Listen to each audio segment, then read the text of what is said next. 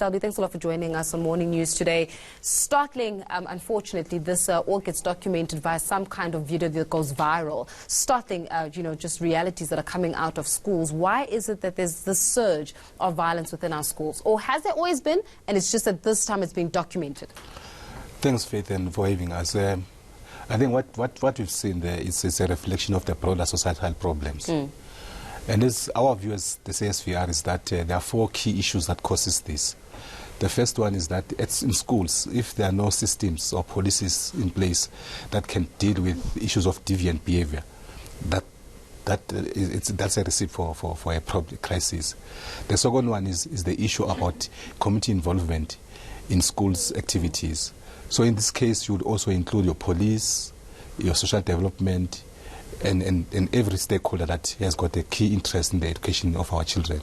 And unfortunately, there's a deficit of trust between communities and the police in this case. The third one is the element of the disconnectedness between learners themselves. These are kids that, for instance, are benefiting out of our democratic dispensation, but they've never seen the brutal nature of apartheid. But it's quite unfortunate that we're seeing that. The last one is the disconnect between the educators as well as the learners themselves. So if there's a deficit of trust between educators and the learners, this is a recipe for a crisis. So those are some of the things that we need to be able to deal with as a society. Well, we're going to tackle all of those issues, one by one, but I have to ask, has there always been a problem? Because when I was still in school, donkey years ago, we used to know that after school is after school. Remember that saying? And kids used to go around and all of them used to chant school. It used to happen. What my question then is it because it used to happen, and just because there was no social media and it was not cool to capture video so that it goes viral, then we did not see what was happening in schools anyways? Or are we seeing that there actually has been a spike of violence within schools? Well, there's been a spike of violence in the past 3 to 4 years. The issue of Forest High School is not new. I mean, as you would note, there was a stabbing last year of learners. There was a stabbing, I think, year before last, of a learner stabbing a teacher who's currently, going to court and all of that. So there's been an upsurge of violence. But that violence, for an example, its manifestation is not, what I would call limited to school. It's something that is coming from the society. Like, perhaps to go back to your question again, is that during our time, we say you raise a child, the child is being raised by the village or the community. But today, as parents, we have, there's that disconnect. There's that saying, I can't be my neighbor's keeper now. So those are some of the things that we need to be able to tackle. So people basically are starting to mind their own business, and in minding their own business, unfortunately, they're letting children fall by the wayside as well. So clearly this is a problem about the breakdown in the family structure. Yes. And is it the breakdown that is caused, or perpetuated rather, let me not say caused, perpetuated by maybe even parents at work, parents that do not necessarily spend time with their children, don't have open relationships with their children. Tell us about the social impact of that. Yeah, so the issue of around parents, there are nuances that we must be able to deal with here. Is that in many instances there are contextual issues. In many instances our parents, they leave home 6 o'clock, come back home 7 o'clock. So there's virtually no time to be able to deal with homeworks and talk to your child and all of that. But I suppose what needs to happen is that we also need programs in our communities.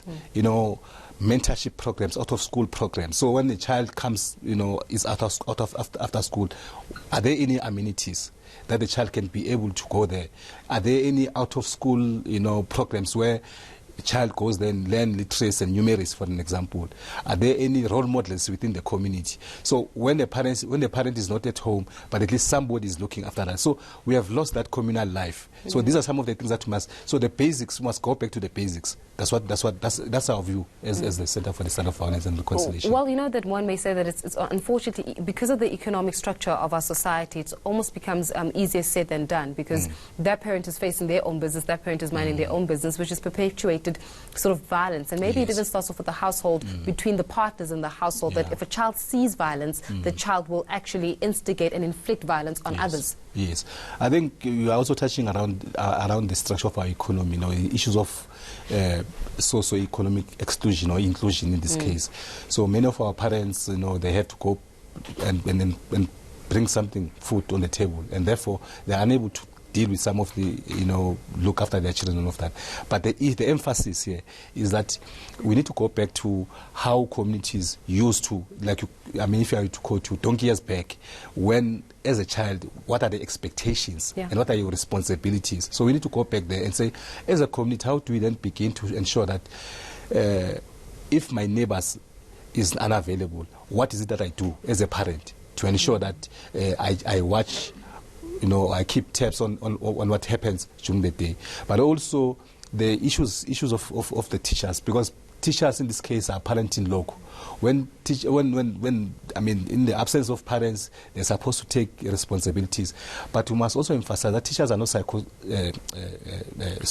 psychologists, they're not parents, they are there to educate. And I think and in fact, they also need their own support to be able to manage some of these challenges that I face. Selby, we can talk the whole day about this simply because it's a growing need. But I think that you nailed it there when you said that we need to go back to basics as a society. Thanks a lot for joining us on MNT this morning, speaking to Selby Qinwa, who's really compiled this research from the Center of the Study of Violence and Reconciliation about the issue of violence in schools.